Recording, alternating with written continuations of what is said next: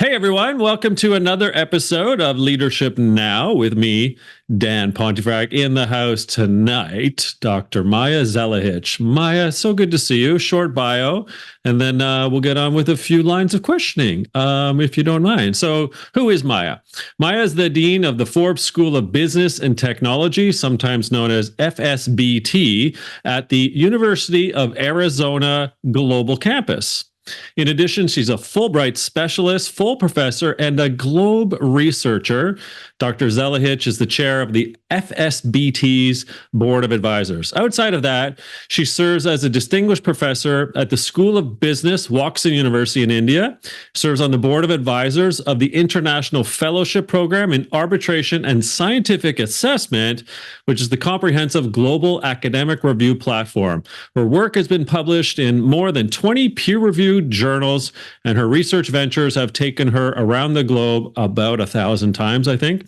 In addition, Dr. Zelihic has co-authored the book, The Power of Perception, with our mutual good pal, Diane Hamilton, where they created the Perception Power Index, which is an assessment designed to help organizations and individuals recognize the variables impacting perceptions to improve effectiveness and build successful global leadership. Maja, great to see you again. Okay, let's first start with the book. We're going to delve into a few other tangents today.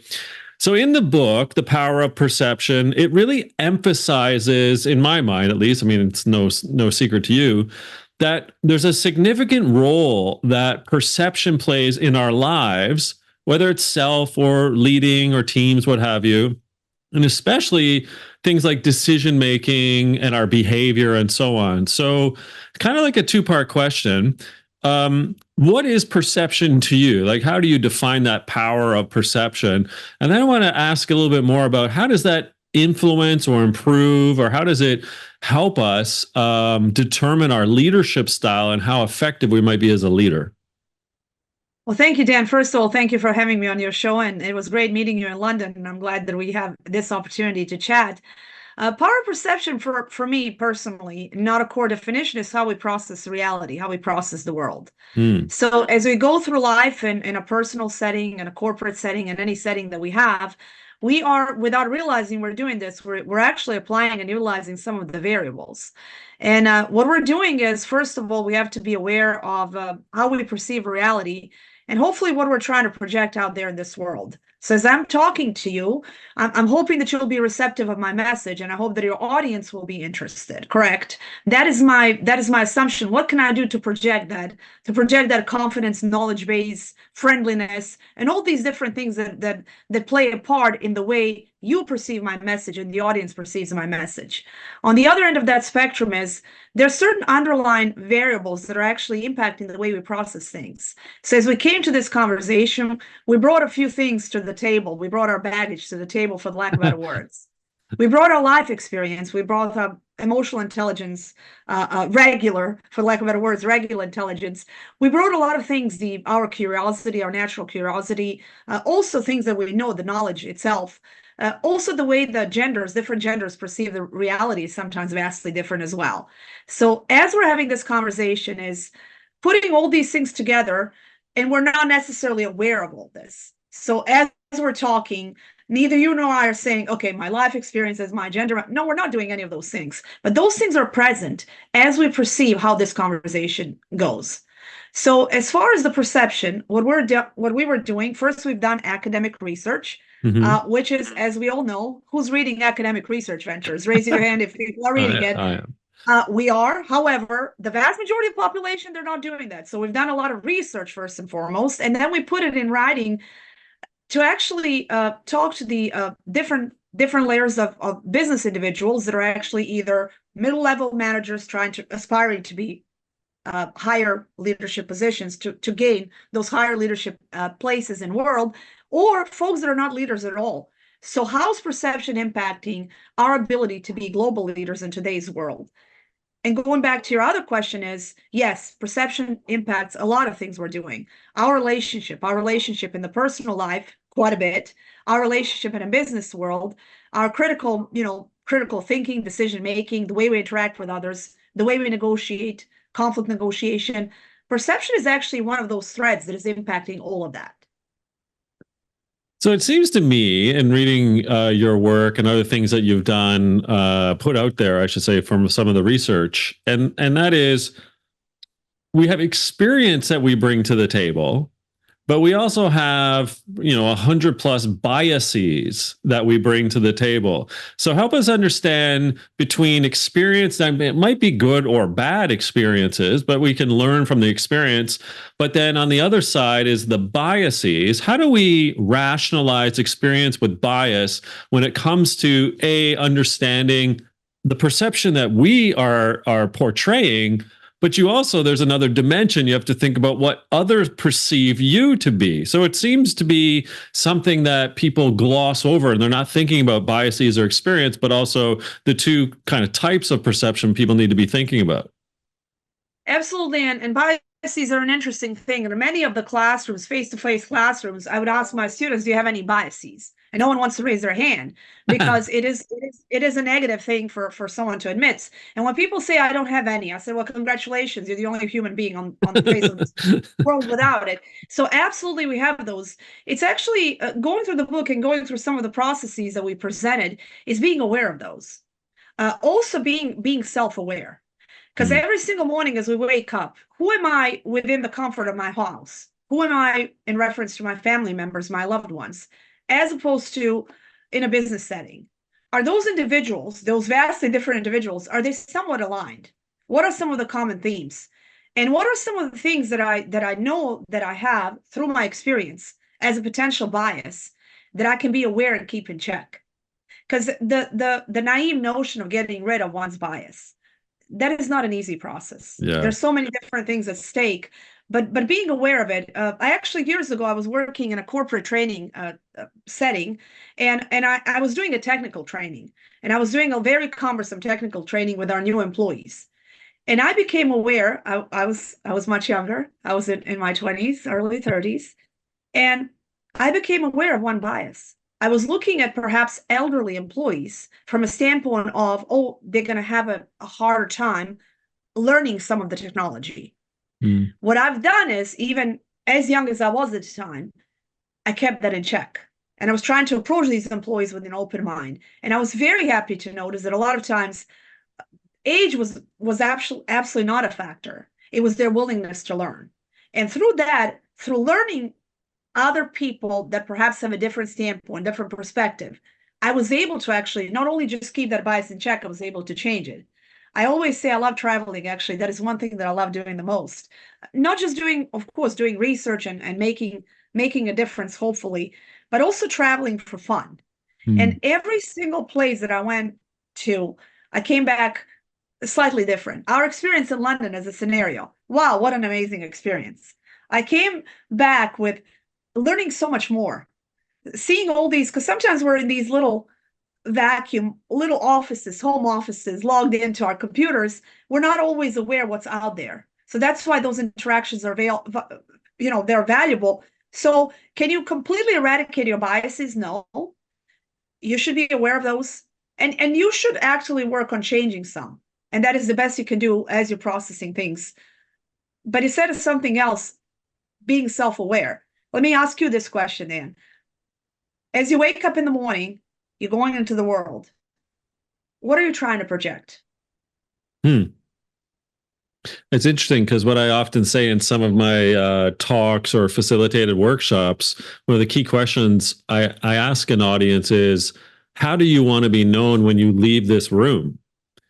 And what I get them to do is I get them to explore their own declaration of purpose. Like, why are we here? What do you want to stand for? How do you want to be known? And so I then suggest to them, well, it took me 2 or 3 years to come up with my own kind of declaration, but it is as follows. We're not here to see through each other. We're here to see each other through. And so when I wake up, I think about that statement, that declaration, and then how am I going to show up? How do I want to be known in each of my interactions? And that sort of guides me. It wasn't something that I had when I was in my early 20s. It was something I developed in my mid 30s. But for the last, 17-ish years, it has been one of those very guiding North Star principles of mine, so that I can debunk some of those biases with that by saying, hey, what can I learn through this and how can I help you through that learning? That's a wonderful way of approaching this.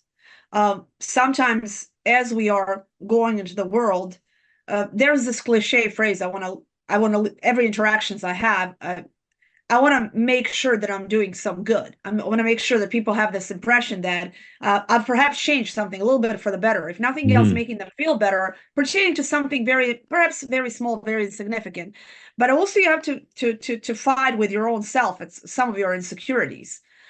For example, I think that personality-wise, and Diane and I, we talked a lot about personality. The perception book and research came out of the fact that we were somewhat of a vastly different personalities. That's what's working out quite well in our friendship. I always quote unquote accuse her of being more of an optimist. I'm more of a pessimist. So what had happened was, and I said this in a few venues, we walked away from the same meeting with a vastly different impression. She was under the assumption we're getting promoted. I said we're getting fired. At that point of time, our perception of what just happened was so vastly different.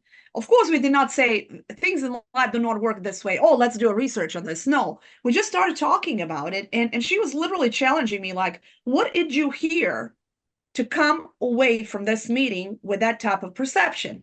So ultimately we said, okay, so we were talking about different things, emotional intelligence, intelligence. So we said, okay, so we are fairly intelligent women. We're just going to, similar education, working at the same place, similar work experiences. What caused Diane to be that optimistic hearing that message versus causing me to be as pessimistic? So we were dwelling into our childhood, our life experiences, and a lot of things that we went through. And ultimately, that is what's impacting our perception. So when we're working with leaders, when we ask leaders, why do you care of a perception of your employees?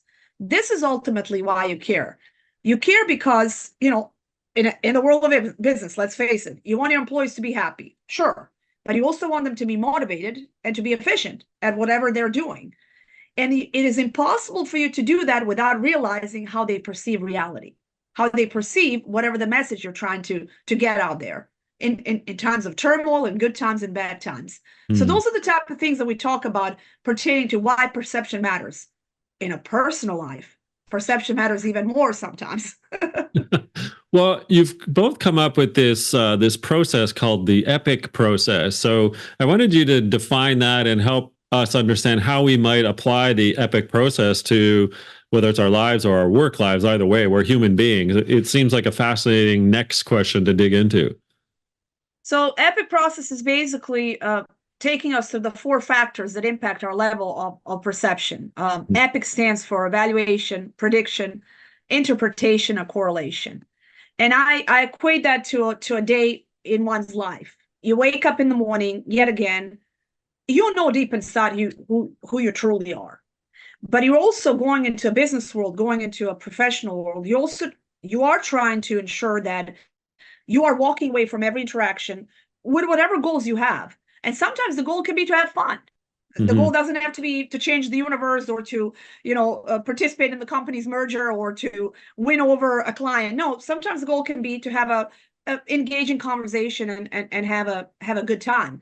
But whatever that goal is, you have to know who you are, first and foremost, who you're trying to be in front of others, presenting your best self, but also being aware, and that is the toughest part, being aware how others perceive you.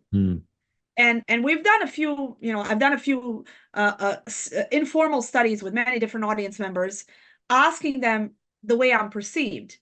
And the interesting thing for me, it was always fun and outgoing. I don't think that at the very core that I'm either one of those things. However, it does appear that that's how I come across because perhaps I was trying to do so in order to better convey my message. I still feel I'm the person that would be perfectly happy in the corner of the room just observing. But you've seen me. Do I do that? No, I don't. I'm everywhere. So that is an effort. So you evaluate, being aware. Then you predict. I'm looking at you, Dan. I'm predicting that you find this topic of interest, correct? Because if you don't, we're not having a good time, correct? Right. And if you're not perceiving this topic to be of interest, chances are your audience members may not either. So what you're doing through prediction, you're trying to increase your chances of success. That is incredibly important when it comes to the different negotiations. You're trying to predict what the other is going to do. You also have to understand what motivates them. What motivates you to do this show? I can ask you this question. What motivates you to do this show? Learning. Learning? Okay. That's a powerful motivator. So under the assumption that I can pinpoint your motivator, I can predict that perhaps you may find some enjoyment from this conversation. That is that predicting portion. Then we're interpreting, and we're not aware of these processes. You and I are not entering this conversation with, okay, I'm evaluating now, I'm projecting right now, I'm predicting what Dan is going to say. We're not doing that. What we're doing, that is actually very, very normal and very organic, very natural process. Then we're interpreting everything, we're computing everything, we're trying to figure it out. And then as we're correlating, hopefully we're making decisions. In life, if you have a relationship, a good example is dating. As you start correlating, you better be darn sure if you're inviting that person again. Okay? Because as you reach the point of correlation, there's either going to be the next date or not, hopefully. But then in life, sometimes we're interpreting and correlating a bit longer than we should. And then we get in trouble. But ultimately, those are the 4 steps of the EPIC process that we go through. And there's so many variables at stake. We talk, for example, there was one chapter in particular, Diane and I arm wrestled a bit on it. Religion, spirituality. We agreed for it to be spirituality as opposed to a formal religion per se. So we were talking about how spirituality or one's religious upbringing and beliefs, faith system, has such a huge impact on the way we perceive reality. We are proactively seeking, whether we like it or not, people that think like us. And when we do that, look what's happening, and we're not going to go into politics, what's happening in the media. If I'm constantly seeking whoever thinks the way I do, my social media algorithms are not helping me because I'm constantly fed the same, that's the same thing in life. If I don't go out of my circle of individuals that may not think the way I do, I may not be able to open myself to that learning process that you touched upon. Well, that actually does a really valiant job in the opportunistic question I want to get into, which is coming back to being self-aware. And you've touched on a few things that I think can help build self-awareness, but I want to ask you kind of my question. And so when we're humble or demonstrating humility, that means we're open, right? That means that we don't know. And similarly, when we are autodidacts or didacts, when we are involved and invested, I should say, in the learning process, then that's going to, I would argue, help or improve our perception, but people's perception on us as well. So what strategies should we also be thinking about to develop that self-awareness muscle if it has such an integral, alignment to our ability to understand people's perception of us and our perception on others? Well, we need to ask questions, and I've talked to a dear colleague of mine, and he's actually working on a book that some of the elements of that book is the art of asking questions. The problem with asking questions is the higher you go in your career path. When I was working as a faculty, I would go and do a presentation or write an article, and I had so many colleagues that would tell me, "Oh, that was not the best thing. You could have done this differently." Seriously, Dan, seriously. But as you climb up a certain ladder, all of a sudden the noise stops, and I'm really very intense about asking everyone, give me feedback. A lot of times after just even a team meeting, I do ask, give me feedback. And no, I do not want to hear that was the best meeting ever, because it wasn't. It was probably boring. We covered a few things that were not that exciting. But give me feedback pertaining to, was it clear? Do you have a clear objective as to what we need to do with this? So we have to, back to your point, humble ourselves and actually ask questions. And then also knowing our opportunities.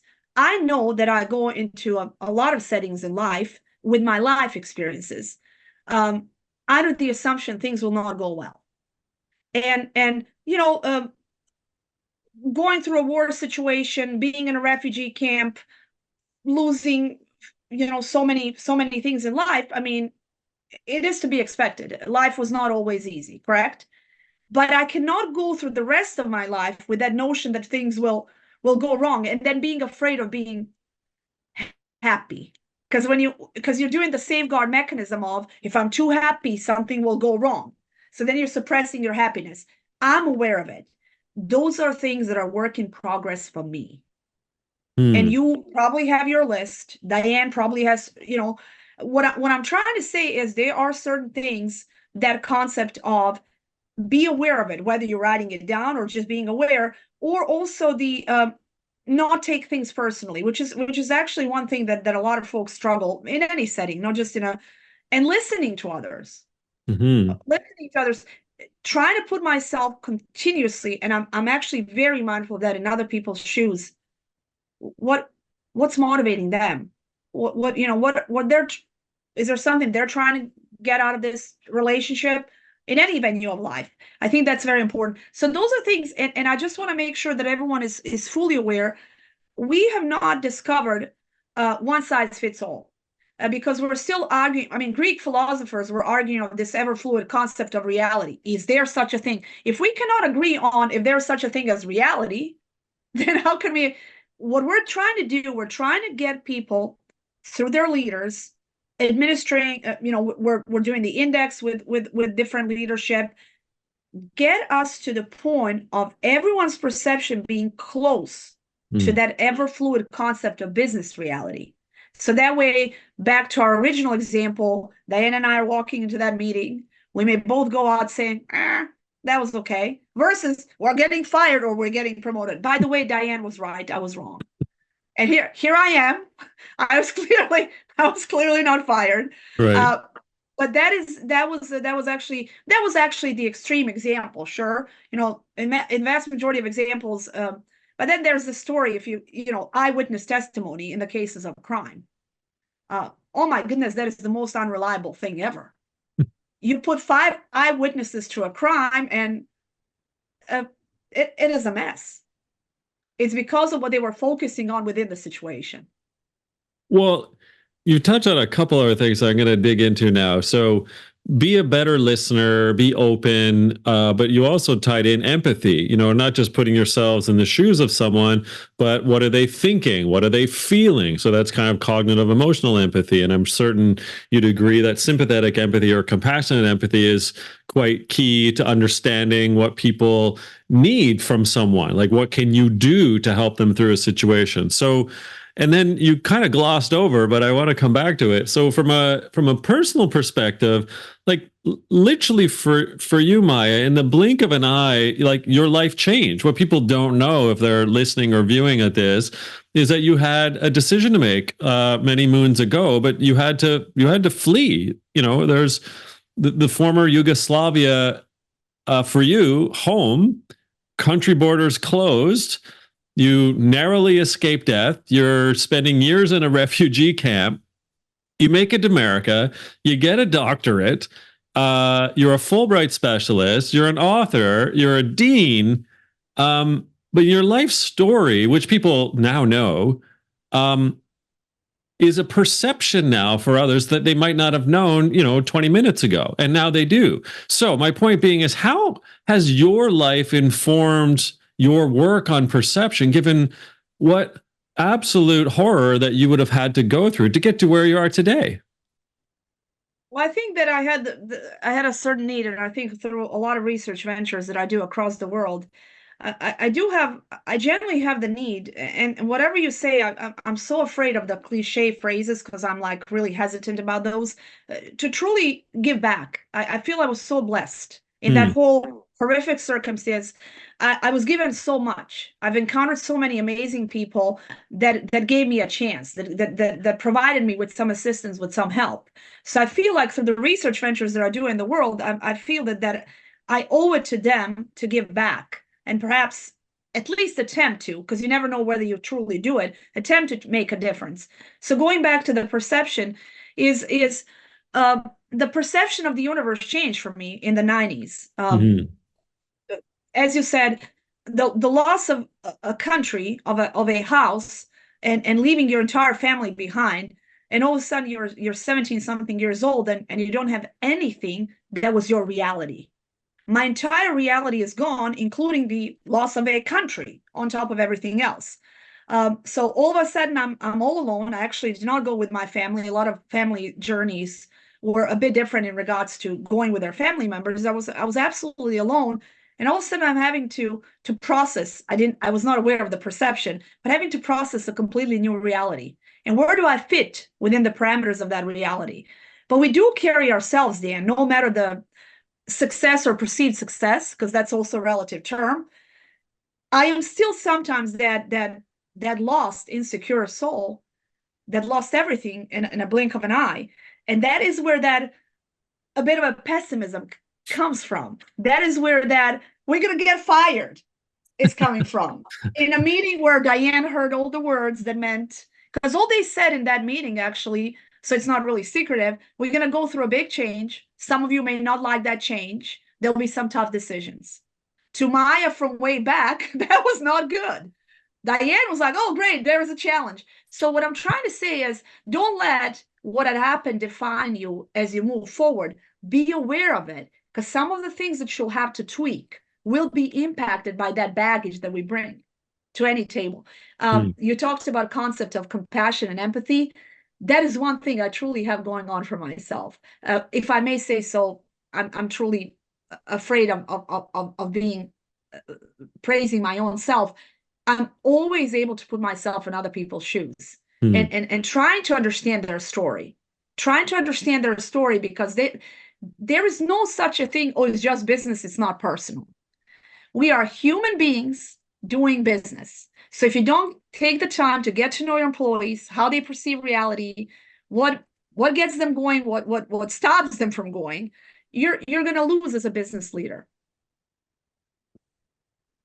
Well, as a business leader, ultimately, I think we have to be panoptic, open to the globe, open to different cultures, open to different like ways of thinking. And so my question for you, Maja, is, or my next question, you've done like so much good and work and research globally, you know, whether it's Fulbright, whether it's the Globe researcher work, whether it's the work you're doing in African countries. How do you see cultural differences or the nuance in sort of other people's spaces where they come from affecting perception? I mean, here you are from the former Yugoslavia, a 17-year-old in a refugee camp. There's certain perceptions that you have in your growth as a young adult and then going into adulthood that, you know, will create the situations in which you're like, we're going to get fired. But I'm curious now, out of the lens of Maja, like in your thinking about, now I'm asking you to think about others in other countries. How does this country-based or culture-based influence with respect to perception actually affect people's understanding of empathy of others? Well, I've discovered my life's passion, my life's purpose, doing research ventures in the developing world. I love being a dean. I love teaching. There's so many beautiful, wonderful things that I've done, but I've discovered the reason why I'm here. Why I was given a chance as I was standing at the Hungarian border trying to enter, and so many were not given that same chance that day. So I actually go to these different countries that are it's an absolute humbling experience. And I've discovered my core purpose actually was in Zambia. We were doing the e-learning implementation, we were doing research, we were doing e-learning implementation, and I had a young lady approaching me 6 months later, thanking me profoundly for saving her. And I apologized to her and I said, I'm so sorry, I'm so deeply sorry, I don't recall meeting you. She said, when we've done the venture of e-learning implementation and development within the University of Zambia, she was actually able to go to the University of Zambia from the comfort of her own village once they were actually able to gain internet and infrastructure. Prior to that, her father was really forcing her into a marriage. Oh, wow. Into a marriage with a man who she was not in love with. So when you hear a story like that, of course it wasn't me. It was the learning implementation operation. But she looked at me as someone who partake in that. So changing your perception about what the people are going through and being aware of some of the struggles, some of the obstacles. We on the Western Hemisphere are so blessed. I wonder sometimes if we're truly thankful. Because I think we're taking so many things for granted. I remember being at the Forbes Women's Summit in 2018, and wonderful, wonderful women's summit, and ladies are sharing some struggles. But I just came back from a few ventures in the developing world where women were talking to me about having to carry water for 6 hours at a time, or having access to HIV medicine, but not able to walk to the clinic to get it. And in order to walk, you have to eat. And if you don't have food, you don't have strength to walk. It's a vicious cycle. So the medicine may be there, but you can't gain it. So I'm talking to the ladies here in the United States. I'm not dismissive of those concerns, but there was one topic we were talking about, the nail polish, pertaining to a boss. Someone's boss mentioned something about the nail polish, red versus purple nail polish. I am sorry, my perception completely changed.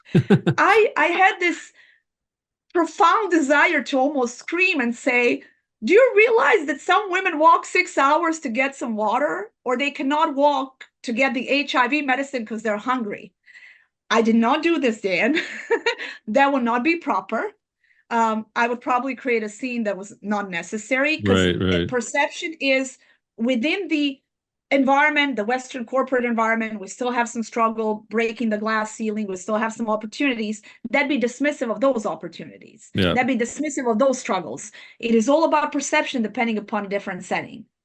Or the one of the other, and I have tons of stories, but introducing myself to the Haitian entrepreneur whose business is thriving. After the earthquake, after the hurricane, after the political turmoil, after the unrest, he has opened this chicken factory, because he was so upset with the Dominican farmers that were raising the price of chicken after the earthquake. So he built that business out of spite.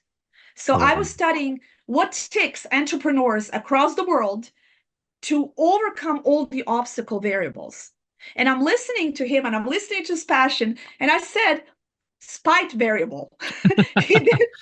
He overcame so much that is undescribable.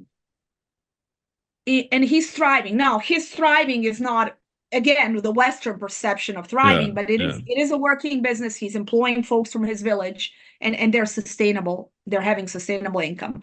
So how does it change me? It changed every single layer of my being. And I'm also talking about perception. Often I was told, as I'm sharing my experiences in many different countries of the world, I was told I do not look like my story. Because my physique, the perception of someone seeing me the way I look is that I might have had the life of privilege, that I might have had no struggles. Because yet again, perception and biases go both ways. Right. With that said, I do feel I had a life of privilege up until the point of time I was 17 years old. I do have that foundation. But with that said, it's very unique how people perceive each other in different ways until they truly get to know each other. And the last thing I want to mention is I always say the power of storytelling, or the power of grandma. There was no country in the universe where I did not share stories about my grandpa or my grandma where I wasn't able to connect with people. There's so many common themes. There's so many things that connect us as human beings, as opposed to finding differences. If you're practically seeking differences, of course, your experience, my experience, what you're doing, what I'm doing, it's the power of grandma. I like to call it that. I love that. The power of grandma. Okay. So final question, which is probably a nice segue then. So as dean over there at FSBT, what do you think both higher education and organizational training departments, centers of excellence, learning groups, what should we be doing differently to build up these muscles that you allude to? Well, we're serving a very unique population. We are integrated with the University of Arizona, but population that we serve are adult learners. Yeah. Our average age of the learner is in their late 30s, 40s. They are juggling a few jobs, usually raising kids Hmm. and a lot of military. And they're actually coming back to school for a variety of reasons. Some are coming back to school because they didn't have those opportunities in their 20s. And now they're coming back to school sometimes to be a role model for their family. Sometimes they're coming back to school to climb up the ladder. There's different motivations for our students. What we're doing differently is we're serving a segment of the population that was historically underrepresented and underserved. And we're providing them with the educational opportunities from the comfort of their home, flexible learning opportunities, and also we're exposing them to all the newer technologies. I was just talking, artificial intelligence as a scenario. Our school was not banning it. As a matter of fact, the moment it came out, we started embracing it and learning. Some of the Ivy League schools started banning it. You can't ban progress. So what we're doing is, as far as changing perception, we have a very robust Center for Women's Leadership, and we were exposing our students to different operations across the world. UN operation in Congo. So we had a lot tune in from the UN operation in Congo, all sorts of tech issues, but that is not the point. The point is they were actually able to witness what's happening as the aid is delivered in Congo, and inspiring our students to also have things in perspective. Our students are having a life that is also not easy because they're juggling so many things, but also having a perspective of what some other parts of the universe are dealing with and how they're working on overcoming those difficulties too. Amazing. Well, this has been fascinating, Maja. Dr. Maja Zelihic, where can we find out more about you? Obviously, the Power Perception book and anything else you want us to know. Sure, I'll share some links that you can actually post as part of your show. I'm on LinkedIn. I'm Maja Zelihic on LinkedIn. I'm also on the. I have a website as well, and I'll send you some information pertaining to the book as well. So I'll share all the links with you and your audience members. And thank you so much. Thank you so much for having me. It was such a pleasure chatting with you. Oh, indeed. The pleasure was mine. There was so much here. We could go on for a few more hours, I think. We'll have you back on the show and we'll double down on some of those aspects of perception and the power of it. Thanks, everyone, for listening or watching to another episode of Leadership Now with me, Dan Pontefract. Today in the house, Dr. Maja Zelihic, co-author with good pal Diane Hamilton of The Power of Perception. See you next time.